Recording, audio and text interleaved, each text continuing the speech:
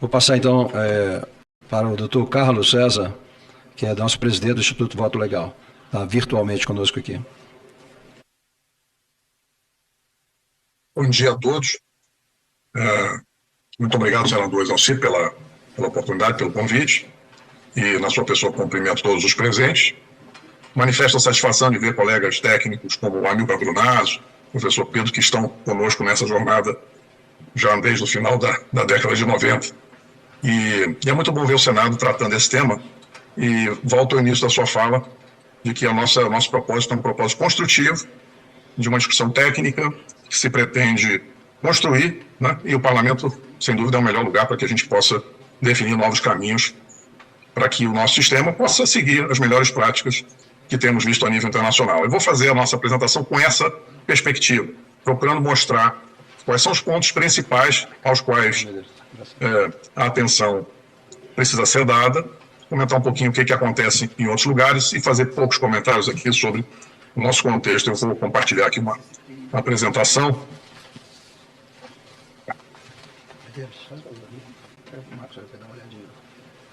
Bom, então, aqui vamos falar, nessa audiência que trata das implicações, buscando destacar que há várias oportunidades de melhoria.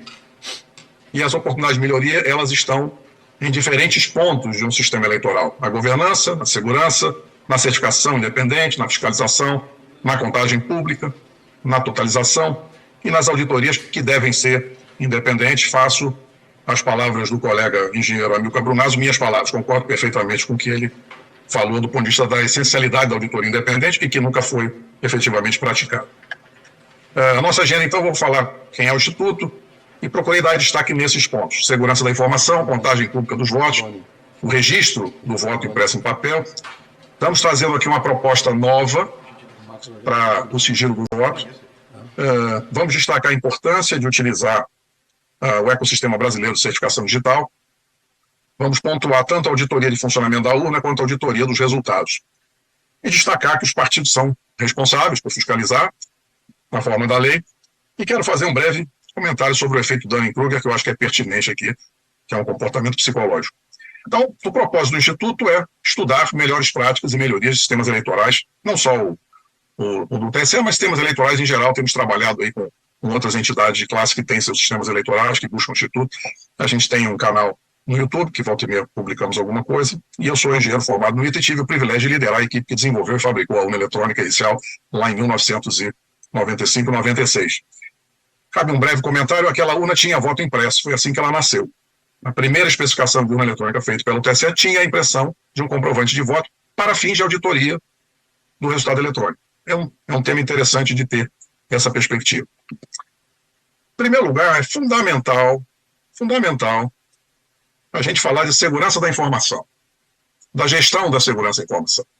Acho que todo cidadão hoje sabe das ameaças cibernéticas. Todo dia a gente abre a imprensa, a rede social e descobre que alguma entidade foi invadida. Estamos falando de grandes empresas, inclusive das grandes empresas de tecnologia, como Facebook, Amazon, Microsoft, enfim. Então, Departamento de Defesa, ou seja, quem subestima a segurança da informação está cometendo um grave erro.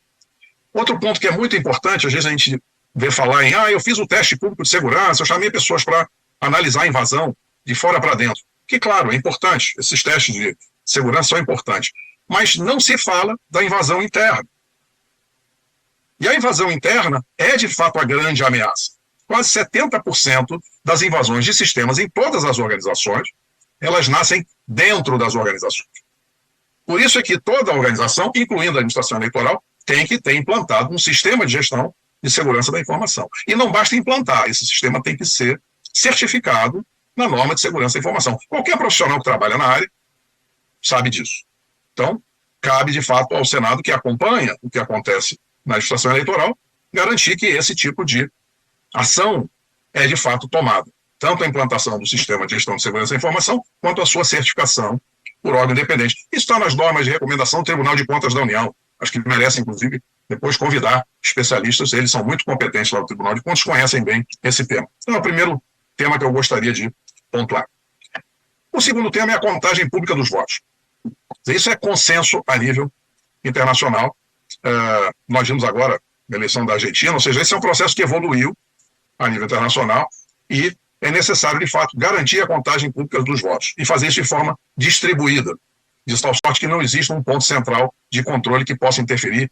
Isso vale para qualquer sistema eleitoral. Então, essa é a nossa recomendação técnica e esse tema merece uma discussão aprofundada aí no aperfeiçoamento legislativo que imagino possa ocorrer com esses projetos que estão sendo discutidos, como o deputado acabou de comentar. Então, contagem pública é um avanço fundamental, nós temos que buscar esse avanço. Outra coisa que já acontece nos Estados Unidos, em outros países, na Índia, na Alemanha, é que não basta fazer a contagem pública, deve ser feita a auditoria independente do resultado. É claro que a busca é que seja feita o impresso, comprovante impresso do voto, mas enquanto isso não for feito, um aperfeiçoamento do sistema existente para criar um comprovante eletrônico, que seja um documento eletrônico válido, pode ser um caminho a ser buscado também.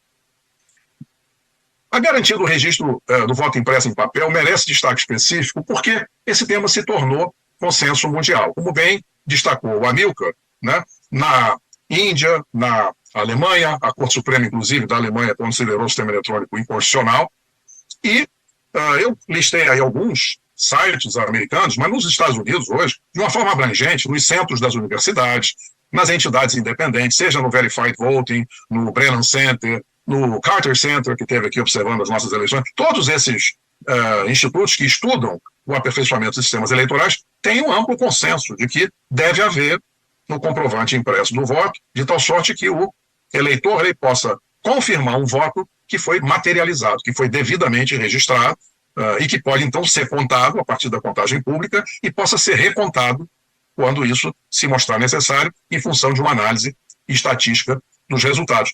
Essa frase está aí entre aspas, porque isso eu traduzi diretamente do site do Verified Voting. Não é a minha opinião isolada. Isto é um consenso hoje nos países de democracias consolidadas. Aqui eu quero chamar a atenção para uma proposta nova. Nós estamos trazendo aqui uma proposta que ainda não foi tratada e a gente acredita que essa é uma maneira simples de se permitir que o Congresso volte a aprovar uma lei para o voto impresso e essa lei não seja considerada inconstitucional, como já foi aprovado por unanimidade 2 vezes no Supremo Tribunal Federal, seja em relação à lei aprovada pelo Congresso em 2009 e depois a lei aprovada pelo Congresso em 2015. Nessas 2 ocasiões, o Supremo Tribunal considerou o voto impresso inconstitucional e o argumento técnico utilizado foi de que ele poderia colocar em risco o sigilo do voto. E por que isso? Porque nós temos hoje um conceito antigo que, na nossa opinião, já se tornou obsoleto, que é o conceito da sessão eleitoral. A sessão eleitoral, ela existe como tal porque ela veio lá de trás do voto em cédula de papel. E quando foi criada a urna eletrônica, ela foi criada simplesmente para tornar eletrônico um processo que era manual, mas sem mudar a estrutura do processo. Já a sessão eleitoral existe desde lá de trás, né, do Código Eleitoral de 1965. Então, nós estamos aqui, pela primeira vez, propondo uma mudança estrutural. E é fácil de explicar. Separa o atendimento do eleitor do processo de votação. E vou fazer uma analogia, porque todos nós que vamos ao aeroporto para embarcar, nós vivemos exatamente essa experiência. Primeiro nós fazemos o check-in, onde nós obtemos o cartão de embarque, né? Esse check-in pode ser feito no aplicativo da companhia aérea ou o check-in pode ser feito no balcão da companhia. E é um processo de identificação do eleitor, de atendimento do eleitor, e ele então recebe um cartão de embarque. Então esse é o processo de atendimento do eleitor. No local de votação, esse processo pode ser feito exatamente dessa maneira. Em vez de haver, como é hoje, um conjunto de sessões eleitorais, essas sessões eleitorais seriam eliminadas. E isso é importante porque hoje na urna eletrônica os dados dos eleitores estão misturados no mesmo equipamento com os dados de votação. E é por isso que uma eventual falha da urna eletrônica torna possível violar o sigilo do voto. E foi esse argumento que o Supremo utilizou para considerar o voto impresso aprovado 2 vezes no Congresso Nacional por ampla maioria. O Supremo considerou que aquela impressão do voto poderia, no caso de falha da urna, violar o sigilo do voto. Então, a solução para que o Supremo não considere mais o voto impresso inconstitucional é exatamente remover os dados do eleitor de dentro da urna. Para remover os dados do eleitor de dentro da urna, nós temos que eliminar essa arquitetura de sessão eleitoral e cada local de votação será como o aeroporto fazendo o check-in do passageiro. Então, vai ter lá uma área de check-in, essa área é online, então vai poder usar, aliás, o aplicativo e-título do TSE, que é muito bom, vai usar o aplicativo e-título. Vamos fazer uma variante desse aplicativo e-título, um aplicativo e-mesário, e a conversa desses dois aplicativos conectados online no sistema do TSE vai fazer o atendimento do eleitor. Não tem problema ser online porque não tem dado nenhum de votação. É só a autenticação e o registro da presença. Isso vai permitir, inclusive, que o eleitor eventualmente vote num outro local de votação do que aquele do seu registro original. Então imagina que você chega no local de votação, tem uma fila, que é aquela minhoquinha, os eleitores todos entram na mesma fila única, chega lá na frente, tem diversos balcões de atendimento do eleitor, parecido com o que é o check-in no aeroporto. Como é que vai ser a votação? Uma vez identificado, o eleitor então vai para uma outra área, que seria a área de votação. Nessa área, quem já viu votação nos Estados Unidos conhece isso, haverá uma série de urnas, todas iguais, uma do lado da outra. Por que elas são iguais? Porque elas não têm mais dados do eleitor, elas só têm os dados dos candidatos daquele município ou daquele estado. O que, inclusive, vai necessitar menos urnas, vai reduzir o custo das urnas, porque a logística operacional vai ser muito mais eficaz. Como é que isso se comporta no aeroporto, voltando àquele exemplo? Uma vez que eu fiz o check-in para o voo, né, seja no balcão, seja no aplicativo, eu vou para a área de segurança, onde eu vou passar no raio-x. Como é que é a área de segurança, o raio-x? De novo, é uma fila única, todo mundo entra na fila única, quando chega lá na frente, tem uma série de máquinas de raio-x, eu vou escolher a que está vaga e vou passar naquela máquina. Imagina que, em vez de ser a máquina de raio-x, é uma urna eletrônica, ou seja, haverá 10, 20, 30 urnas eletrônicas, uma do lado da outra. Então, isso reduz os custos, torna as operações da Justiça Eleitoral mais eficazes, vai acabar com aquelas filas que ficam até tarde da noite, porque às vezes tem qualquer problema de atraso e aí a sessão vai se atrasando, tudo isso acaba. Mas mais importante é que o problema que o Supremo levantou para considerar o voto impresso inconstitucional será eliminado. Uma vez que seja adotada essa nova arquitetura no local de votação, o Congresso vai poder aprovar de novo uma lei para o voto impresso e ele não será mais considerado inconstitucional, porque não haverá dados do eleitor na urna, então não haverá como violar o sigilo do voto. Então, eu peço atenção para essa sugestão e depois fico à disposição para aprofundar. A gente acredita que é uma forma simples de permitir que o Congresso aprove o voto impresso e o Supremo considere o voto impresso constitucional a partir dessa alteração operacional. Volto a destacar aqueles que acompanham o nosso trabalho que o Brasil tem um ecossistema de documentos eletrônicos muito robusto. Hoje em dia, né, nos processos judiciais, no próprio Senado, as pessoas estão acostumadas no dia a dia a emitir documentos eletrônicos assinados com a infraestrutura de chaves públicas brasileira. E, no nosso entender, cada urna eletrônica deveria ter um certificado individual daquela urna e esse certificado deveria ser fornecido por cadeias de confiança independentes, de tal sorte que todos os documentos eletrônicos emitidos pelo sistema eleitoral, eles passem a seguir aquilo que o resto da sociedade faz, que é usar certificados digitais ICP Brasil para trazer a autenticidade, a legitimidade e a presunção legal de veracidade do conteúdo. Hoje em dia, documentos como zerésima, boletim de urna, lista de presença, o próprio registro de votos, esses documentos não seguem o padrão da ICP Brasil, que é regulada por lei. Né? A Receita Federal segue, o CEPRO segue, o Banco do Brasil, né? O Congresso, seria natural que a administração eleitoral também seguisse a legislação que todos os outros brasileiros também seguem. Então, documentos eletrônicos do sistema devem ser emitidos com assinatura eletrônica qualificada, com certificado digital ICP Brasil. Aqui vou fazer uma rápida menção ao trabalho que foi feito no ano passado, seguindo a recomendação do TSE. Quando a primeira reunião no TSE, em agosto do ano passado, quando fomos ouvir a apresentação do processo de fiscalização e a orientação, nós recebemos um documento, que é esse glossário das eleições informatizadas, publicado pelo TSE como recomendação técnica para as entidades fiscalizadoras.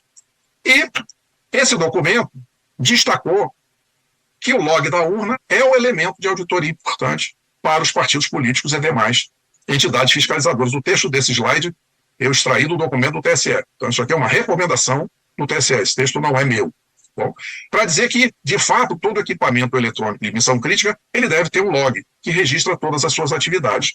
E concordamos com ênfase com os técnicos do TSE de que o log de urna é um elemento de auditoria importante. Ora, o log de urna publicado pelo TSE no ano passado, ele apresentou indícios de mau funcionamento. Ele continha erros.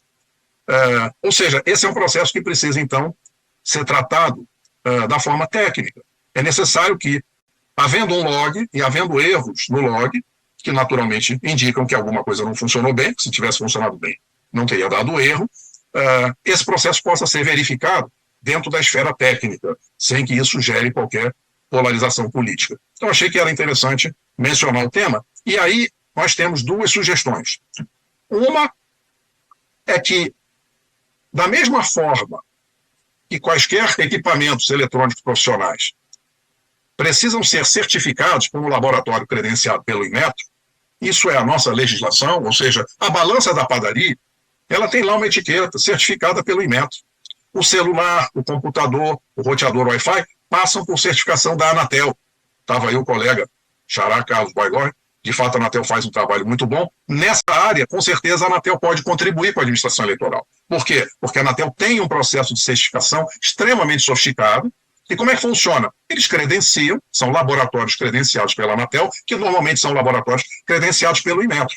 Ora, se a balança da padaria, o celular, o computador, precisam ser certificados de maneira independente por laboratórios credenciados pelo Inmetro, pela Anatel, nos parece absolutamente natural que todos os equipamentos e sistemas eleitorais também sejam certificados de forma independente, de tal sorte que quem faz o trabalho de desenvolvimento lá na administração eleitoral tem uma função. Agora, quem certifica deve ser uma entidade independente, como mostra toda a arquitetura. Inclusive, essa área tem uma associação muito bem estruturada, que é a ABRAC, que fala exatamente, que tem todos, e é muito bem relacionada com o Inmetro também. Acho que vale, nessa sequência da conversa, convidar também os colegas do Inmetro para debater esse tema, para dar essa construção. Então, problemas que foram mencionados aí, pontos de atenção que o Amilcar mencionou, que o professor Pedro mencionou, eles serão superados no momento em que houver uma certificação. Então, ou seja, quem é que vai certificar? Ora, laboratórios credenciados independentes. E uma vez certificados os equipamentos, por exemplo, para a eleição do ano que vem, deveriam estar sendo certificados agora. E uma vez certificados, eles não poderiam mais ser modificados.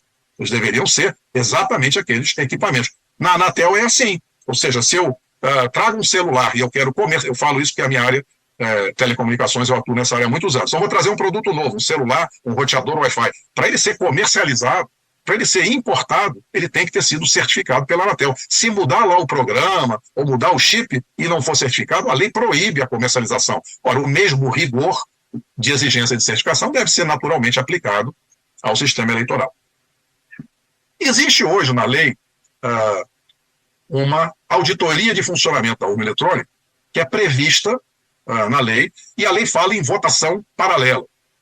No nosso entendimento, a forma como essa auditoria de funcionamento é feita hoje, ela não é feita de forma independente, como bem destacou o engenheiro Amilcar Brunazzo. Ou seja, quem faz isso não pode ser a mesma entidade que conduz a operação. Quem faz a auditoria precisa ser um contexto independente.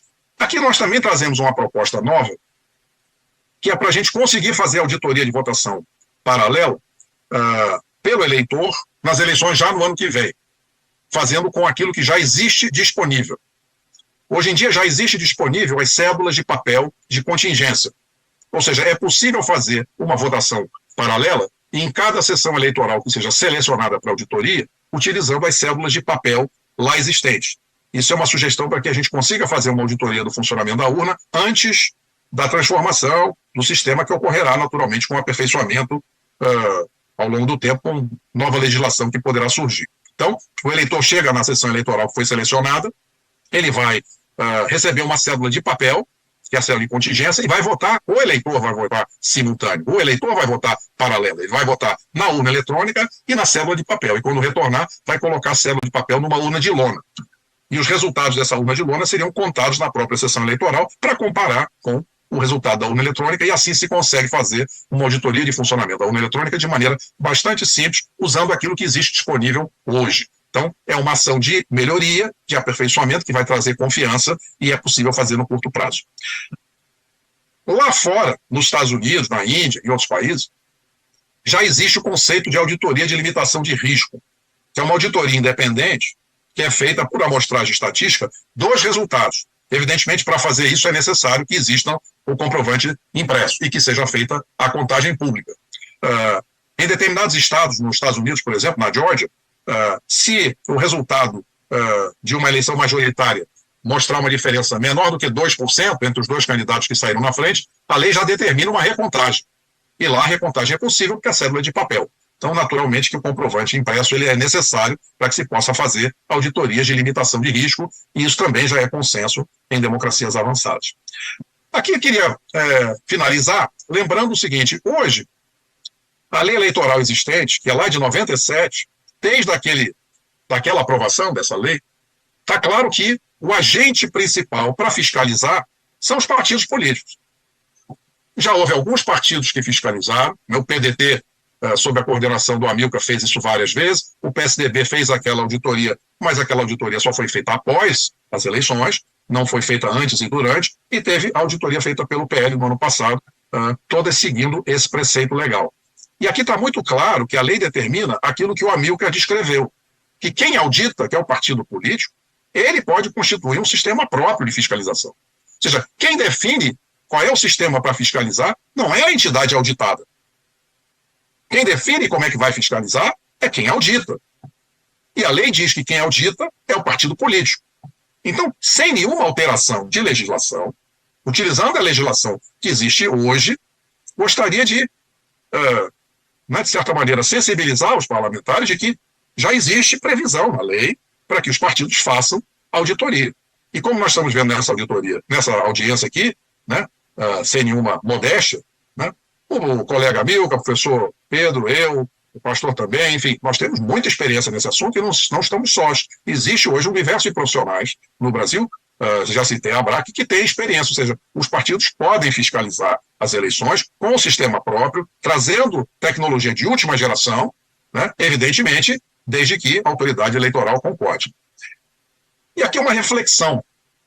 É uma reflexão, isso aqui é um efeito de um estudo de 2 psicólogos americanos, porque nós técnicos temos visto, ao longo dessa discussão, especialmente na polarização, pessoas na posição de autoridade que tomam decisão sobre um tema essencialmente técnico e que fazem afirmações bastante contundentes sem conhecer absolutamente nada do assunto.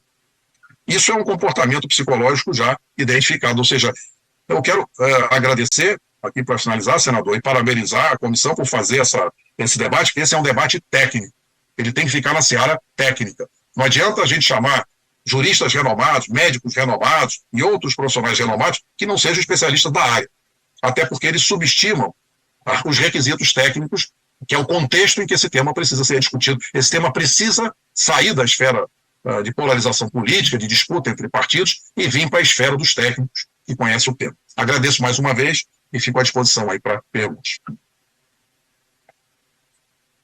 Obrigado, professor Carlos César. Tem mais algumas